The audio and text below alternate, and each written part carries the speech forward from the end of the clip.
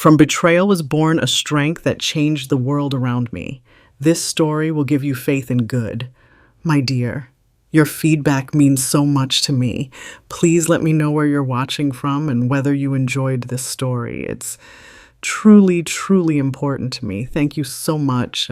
If you had told me when I cradled my newborn son in my arms for the first time that one day I would see him hollow-eyed and broken, I would have laughed through my tears of joy. I would have told you that no force on earth could bring harm to my boy as long as I drew breath.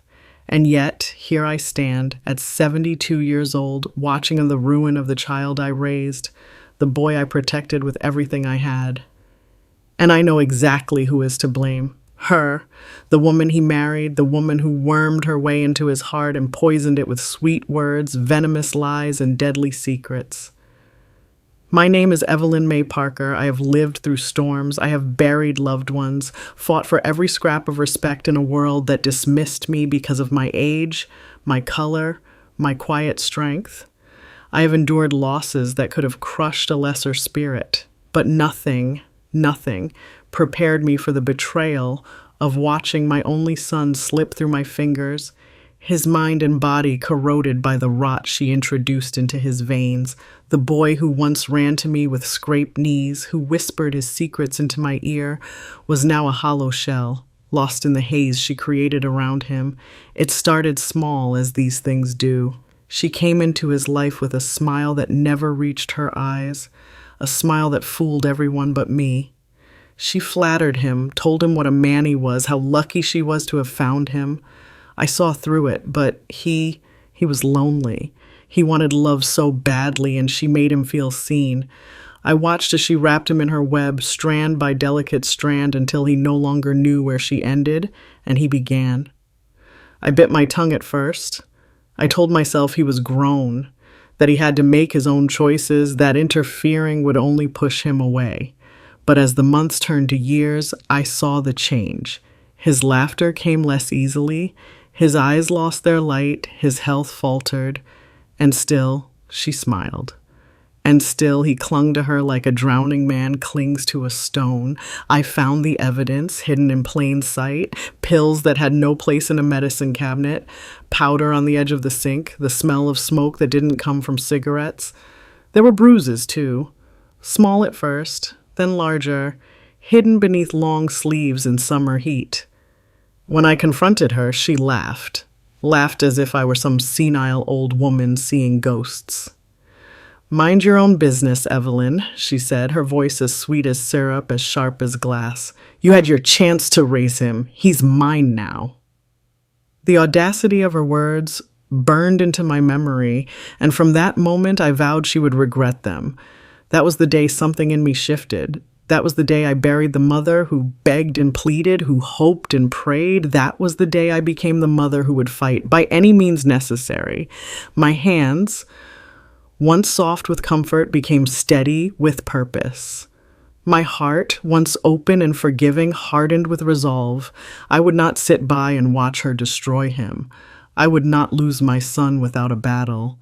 I began to gather information. I documented everything. The comings and goings at their house, the strangers who knocked at their door at all hours, the arguments that spilled into the street.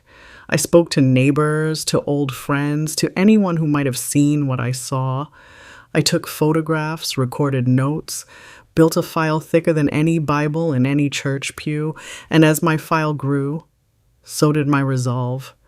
I sought help where I could, lawyers who specialized in intervention, counselors who understood addiction, private investigators who owed me favors from long ago, but I knew the law had limits, and I was a mother with no limits. I explored every avenue, legal and otherwise, to build my case, to protect my son, to bring her down. I learned the names of the dealers she dealt with, the places she went when she disappeared for hours. I tracked her patterns, mapped her sins, waited for my moment. This is the beginning of my war, and I will not stop until she answers for what she has done. Let the world bear witness to the fury of a mother wronged, to the fire of a woman who has nothing left to lose. The dawn after I vowed to fight was the first in years where I felt truly alive. The heaviness that had clung to my bones was replaced by a clarity I hadn't known since I was a girl. I rose with purpose, each breath steady, each movement sure. My house became my war room. The kitchen table was strewn with papers, maps, notes, photographs, records of her crimes and of my son's descent. I worked long hours reviewing every scrap of evidence, creating timelines, connecting dots. The file I built was no longer just for me. It was a weapon. I met with lawyers in the mornings, investigators in the afternoons. I consulted with former law enforcement officers who understood the underbelly of our city. I learned about the systems she exploited, the loopholes she used, the people she bought or tricked into silence. At night, I documented it all, writing until my fingers ached and my eyes blurred with exhaustion, but I would not rest until I had enough to bring her down. My allies grew in number.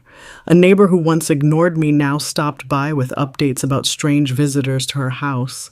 A shopkeeper on the corner quietly passed along information about what she bought, who she spoke with.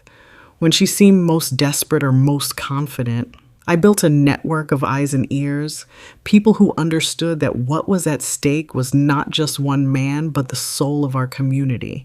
Because if she could do this to my son, she could do it to anyone. And as I worked, I watched my son slip further. His weight dropped. His eyes grew hollow. His voice, once filled with laughter and love, was now a whisper of what it had been. But still, he came when I called, deep down remembering the bond we shared. I held him when he cried, fed him when he was hungry, offered what little comfort I could. But I also reminded him of who he was, of the boy who had dreamed, who had fought to be good, who had once looked at me with eyes that saw only love. I spoke those truths not just for him, but for myself, to keep my resolve strong. I knew the law would only take me so far, so I explored other avenues. I met with people whose names I won't speak here, people who knew how to handle problems that the courts could not. They offered solutions, some clean, some not. I listened, weighed my options, always remembering that I wanted justice, not revenge. But justice, I learned, does not always come dressed in robes and carrying a gavel. Sometimes it comes in whispers and quiet acts and shadows that bring the truth to light. I laid my plans with care. I documented every transaction she made that tied her to her crimes. I followed her paper trails, found the cracks in her stories, the lies she told to banks, to friends, to the very people who thought they knew her best. And when I was ready, I began to move, quietly at first. A report filed here, a conversation sparked there. The dominoes began to fall one by one. This was my mission. And I would see it through no matter how long it took, no matter what it cost, because a mother's love, once betrayed, can become the most unstoppable force on earth, and mine had become a storm. The weeks that followed were a whirlwind of strategy, action, and quiet determination. My home remained my command center, every surface covered with maps, files, and notes. I refined my plan daily, reviewing each detail, seeking out weak points in her defenses, preparing my next steps. I kept detailed records of every move, every conversation, every piece of evidence gathered. It was a tapestry of truths that would, in time, expose every lie she had ever told. I found unexpected allies in places I had not thought to look.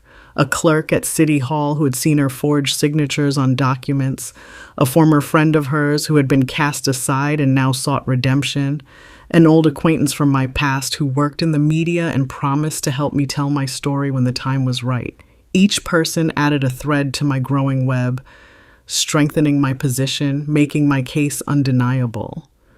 My son's condition continued to weigh on my heart. He was lost in the fog she had created, but I refused to give up on him. I visited him often, bringing meals, cleaning his apartment, reminding him with every word and gesture of the mother who loved him. I spoke softly, shared memories of better times, and planted seeds of hope that I prayed would take root.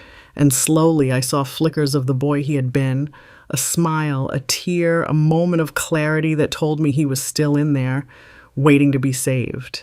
The legal battles began in earnest. I filed reports, met with detectives, worked with lawyers to build the strongest case possible. There were setbacks, documents lost, witnesses frightened into silence, threats that came in the night. But I stood firm. I would not be intimidated. I would not be silenced. I had come too far and I had too much to fight for. I also took steps beyond the law, seeking out those who operated in the shadows, who understood the language of power and persuasion. These were not decisions I made lightly, but ones I made with a mother's heart, knowing that justice sometimes requires more than the system can provide. I listened to their advice, weighed their offers, and chose my allies carefully. Every move was calculated, every risk considered. I would not allow her to win. I infiltrated her world piece by piece, attending events she frequented, learning the names of those who enabled her. I posed as a client to the businesses she used as fronts, gathering evidence, recording conversations, documenting every illegal transaction. I watched her, always from the shadows, noting her patterns, her weaknesses, the cracks in the persona she presented to the world. There were nights I sat awake until dawn, poring over documents, writing letters to officials, preparing testimony. I trained myself in the language of the courts, the codes of the streets, the tactics of those who fought for justice on all fronts. I became a force she could not anticipate, because I was driven not by anger alone, but by love. A love so fierce that no obstacle could stand against it. As the months passed, the net I had cast began to tighten. Her lies unraveled, her allies deserted her, her confidence eroded. I watched as the woman who had once seemed untouchable began to stumble, her mask slipping, her true self revealed. I saw doors close in her face, opportunities lost, the world she had built on deceit crumble beneath her feet, and I knew the storm I had become would not rest until she was brought down. My battle was not over. It had only begun, and I would see it through to the end, no matter how long it took, no matter what it demanded of me, because I was a mother, wronged, and I would not be denied. The day I began to execute the final phase of my plan dawned gray and heavy, the kind of morning where the air feels thick with the promise of a storm. I stood at my window watching the world awaken, knowing that by nightfall, nothing would be the same. For months I had prepared for this. Every sleepless night, every whispered conversation, every page of notes and photos and evidence had led to this moment, and now I was ready to act. I started the morning with a visit to the courthouse, filing a series of petitions and complaints that would trigger investigations into her activities. Financial fraud, conspiracy, endangerment. The list was long and every item backed by proof she could not refute. I submitted affidavits, recordings, photographs, bank statements that traced the dark threads of her dealings, faces of clerks, once indifferent, now turned serious as they realized the weight of what I placed before them. The morning after that storm felt different. The air smelled cleaner, as if the rain had washed away not just the grime from the streets, but the weight of years of silence. My body ached from exhaustion, but my mind was sharper than ever. I dressed deliberately, choosing the colors of resolve, deep navy and crisp white, the hues of storm clouds and clear skies. Today, I would press forward, relentless in my quest for justice. I began the day revisiting every ally I had gathered. The clerk at the courthouse, who had become more than a nameless face behind a counter, confirmed that my petitions were now in the hands of those who could act. The reporter at the paper handed me the draft of the article that would break her facade in the public eye. Its headline was simple, devastating. The Poison Legacy, A Mother's Fight for Truth. I approved it with a nod, knowing it was only the beginning. Throughout the day, I met with community leaders, organizers, and advocates. Together, we planned town halls, meetings where those she had harmed could speak without fear. We arranged for legal aid clinics so that no one else would be trapped by her schemes. My network grew, stronger, louder, more determined. In the evenings, I walked the streets, talking to neighbors, listening to stories I'd never heard before. One by one, people found their courage, sharing accounts of debts unpaid, promises broken, threats made behind closed doors. I documented every word, every date, every detail, weaving it into the case I was building. Each testimony added fuel to the fire of my resolve. At night, I wrote. I filled pages with reflections, strategies, prayers. I mapped out each move, each contingency. My living room walls were covered with charts and notes, a living testament to my determination. Sleep came only in snatches, but I did not care. My purpose sustained me. The momentum built like a wave. Court dates were set. Investigations deepened. The article was published, sparking outrage and support in equal measure. Anonymous tips poured in, adding new layers to the web I had cast. She began to feel the walls closing in. I could see it in her eyes when our paths crossed in town. The smugness faded, replaced by fear. But I was not done. I worked with social workers, counselors, addiction specialists, anyone who could help my son find his way back. He was fragile, but he was trying. With every visit, every conversation, I saw glimpses of the boy I remembered fighting to break free of her grasp. This chapter of my war was far from over, but I had turned the tide, and I would not stop until the battle was won, not just for me, but for my son, my community, and the truth itself.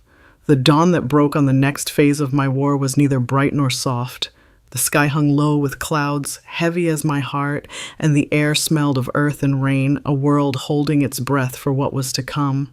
I rose before the sun, dressed in the armor of my resolve, and stepped into a day I knew would test every ounce of my strength. My first task was to consolidate everything I had built, the networks, the allies, the evidence. I gathered my team, those who had stood with me in silence, those who had found their courage because I had found mine. Around my kitchen table, we laid out documents, timelines, statements, photographs. The room felt charged, filled with purpose. Every voice was heard, every strategy debated, every risk weighed. We divided the work. Some took affidavits to the district attorney's office. Others met with advocacy groups to coordinate public support. I visited the shelters, spoke to women who had once feared her, and encouraged them to share their truths. We created a groundswell, a movement that could not be ignored. The days blurred into nights. I rarely slept, fueled by determination and endless cups of tea. I wrote speeches for town halls, letters to lawmakers, petitions for policy changes. I met with faith leaders, educators, business owners, anyone willing to listen, to stand, to act. We organized marches, vigils, community meetings. The town that had once turned away from my pain now turned toward justice, united in purpose. But the battle was not without cost. Threats came, whispered warnings, slashed tires, broken windows. I faced them all with steady hands and a heart that would not yield. My son saw the strength I showed, and slowly, piece by piece, he began to rebuild himself. We spoke of forgiveness, of healing, of futures reclaimed, and each conversation lit a new candle in the dark. The court hearings began at last. I sat through them all, my head held high, my gaze unwavering. I watched as the lies unraveled, as the web she had spun collapsed. Witness after witness told their stories, document after document revealed the truth. And when she took the stand, the mask was gone. The world saw what I had always seen, a woman hollowed by greed, undone by her own cruelty. The day after the verdict, I awoke before dawn, the house silent, but for the ticking of the old clock in the hallway. The storm outside had passed, leaving the air clear and crisp. I stepped onto the porch, the wood cool beneath my feet, and breathed deeply of the morning air. The world felt new, as if washed clean by rain and justice alike, but I knew that while the battle had been won, the work of rebuilding, of healing, was only just beginning. I spent the early hours writing, filling pages with reflections on all we had endured.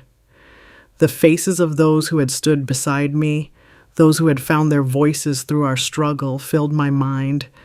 I wrote of my son, his journey back from the edge, his quiet strength as he faced his own guilt and began to reclaim his life. These words were not for the courts, not for the newspapers, but for me, a record of what it means to fight and to forgive. As the sun rose, I met with my team. Around my kitchen table, where so many plans had been born, we spoke of what came next. We outlined initiatives to ensure that what had happened in our town would not happen again. Education programs, support groups, partnerships with law enforcement to protect the vulnerable. The energy in the room was different now, less tense, more hopeful. We were no longer only fighting against something, we were building something new. The weeks that followed were filled with action. We held town halls where community members shared their stories, not in whispers, but in proud, clear voices. We launched campaigns to raise awareness about abuse, addiction, and the power of collective action. We worked with local schools to create curricula that taught empathy and resilience. And through it all, I saw my son grow stronger. He joined me at events, spoke honestly of his mistakes, and mentored others who were fighting their own battles. But beyond the public victories, there were private moments that meant just as much. Quiet evenings in the garden, where my son and I tended the roses we had planted together as he healed. Letters from women I had never met, thanking me for giving them the courage to leave harmful relationships. The smile of a child who no longer lived in fear. These were the signs that our work mattered, that the legacy we were building was real and lasting. And as the seasons turned, I felt a deep peace settle over me. The war was over, but the mission remained. I would continue to serve, to speak, to fight for those who could not yet fight for themselves. Because that is what a mother does. That is what I would always do. The morning that marked the beginning of my new chapter was quiet, but it carried the promise of change. The world outside my window glowed in soft gold as dawn broke over my small town. The storm clouds that had once shadowed my life had passed, leaving in their wake a sky clear and full of possibility. I rose with purpose, knowing that the real work, the work of building, of healing, of creating a future worthy of the fight we had won, was just beginning. I spent the first hours of that day walking through my garden, the same garden where I had found solace during the hardest nights. The roses my son and I tended stood tall, their blooms opening to greet the sun. I ran my fingers along the petals, feeling their delicate strength. I thought of everything we had endured, the lies, the betrayals, the long battle for justice, and I promised myself that what came next would honor that struggle. Our home became the heart of a new movement. The kitchen, once a war room for plans and petitions, transformed into a space for gatherings and hope. Community leaders, neighbors, survivors, they all found their way to our door. We shared stories, dreams, and plans for change. We outlined new initiatives, a center for recovery and empowerment, scholarships for young people who had faced adversity, programs to educate and uplift. My son stood by me through it all. His journey of redemption continued, and with each step I saw the man I always knew he could be. He spoke at events, mentored at-risk youth, worked tirelessly to atone for the time lost to her poison. Our bond deepened, forged in honesty and the shared mission of making our town a safer, kinder place. The months that followed were filled with action. We hosted town halls, built alliances with regional organizations, lobbied for policy changes that would protect the vulnerable. The work was demanding, but it gave me life. Each day brought new challenges, but also new victories. Small ones like a child's smile or a survivor's first steps toward independence, and large ones like the opening of our community center or the passing of legislation we had fought for. And in the quiet moments, in the garden at dusk, in the soft hum of my home filled with laughter and purpose, I reflected on the legacy we were creating. A legacy not born of vengeance, but of resilience, of love, of the unbreakable bond between a mother and her child. A legacy that would endure long after I was gone. The day began with a pale sunrise breaking over the horizon, casting soft light over the community I had fought so hard to protect. As I sipped my tea on the porch, I could hear the sounds of life stirring. Neighbors greeting each other, children's laughter, the hum of a world renewed. I felt the weight of responsibility, but also the quiet satisfaction that comes from knowing you have made a difference. Today was not an end, but another beginning. Our community center opened its doors that morning to a crowd larger than I had dared hope for. Faces old and young, familiar and new, filled the rooms. Survivors stood shoulder to shoulder with advocates, law enforcement, teachers, and neighbors. Together, we launched workshops on healing and empowerment, legal aid sessions, job training programs. I watched my son lead a discussion with young men about accountability and respect. His voice strong, his eyes clear. The boy I had once feared lost now stood as a beacon for others. The work was hard. We faced setbacks, funding challenges, bureaucratic delays, moments of exhaustion that made even the strongest of us question how we could go on. But every time doubt crept in, I looked at the people around me, the women rebuilding their lives, the children finding safety, the community that had become a family, and I found the strength to keep going. My garden became a space of healing, not just for me, but for all who visited. We planted together, tended together, found peace in the rhythm of the earth. Elderly neighbors came to share wisdom. Young children came to learn. The garden bloomed as never before, each flower a testament to resilience. In the evenings, my home filled with laughter and music. We cooked meals for one another, shared stories, planned the next steps of our mission. We celebrated small victories, a woman securing housing, a teenager earning a diploma, a law passed to protect the vulnerable. Every triumph, no matter how modest, was a brick in the foundation of the future we were building. And late at night, when the world was quiet, I would sit beneath the stars and write. I chronicled every step of our journey, every lesson learned, every moment of grace. These pages, I knew, would one day guide those who came after me, proof that change is possible, that love is stronger than hate, that a mother's fight can light the way for generations. The dawn of the final chapter in my journey was unlike any other. The sky was painted with the colors of hope, soft lavender, gold, and pale blue blending together, as if nature itself celebrated all that we had built. I stood on my porch, the morning air cool against my skin, and felt the weight of the years lift from my shoulders. The war was over, but the work remained, and that work was my joy. That day began with a gathering at our community center, now vibrant with life and purpose. People from all walks of life filled the space: survivors, advocates, students, elders, and young families. Together, we celebrated our achievements. New legislation passed to protect the vulnerable, scholarships awarded to young people overcoming hardship, new shelters opened where none had existed before. My son, standing tall beside me, spoke with clarity and conviction about the power of redemption and the strength found in service. His words moved many to tears, and I felt pride unlike any I had ever known. Our programs expanded beyond our town, reaching cities and rural areas that had long been forgotten. We partnered with national organizations, bringing resources to places where they were desperately needed. I traveled far and wide, sharing our model, mentoring new leaders, and witnessing the seeds we had planted take root in distant soil.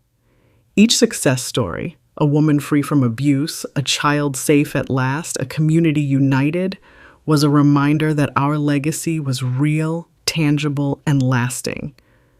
But it was not only the public victories that filled my days. In quiet moments, I walked through the garden that had become a sanctuary for so many. I spoke with neighbors who had once been strangers, now dear friends. I listened to their stories, shared their sorrows and their hopes, and found my own spirit renewed by their courage. The garden bloomed in every color imaginable, a living testament to resilience and care. At home, our evenings were filled with warmth. We shared meals, laughter, and music. My son played the piano, his fingers finding melodies that soothed and inspired. Friends gathered around our table, planning the next steps of our work, celebrating milestones, supporting one another through setbacks. Together, we built not just programs, but a way of life, one rooted in compassion, justice, and community. And always, I wrote. I documented our journey in detail, the struggles, the triumphs, the moments of doubt, and the acts of courage. I filled volumes that I hoped would guide those who came after, a blueprint for building a better world. Late at night, beneath the stars, I reflected on all we had done and dreamed of what was still possible.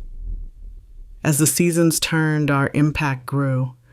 We inspired change not just locally, but nationally, even globally.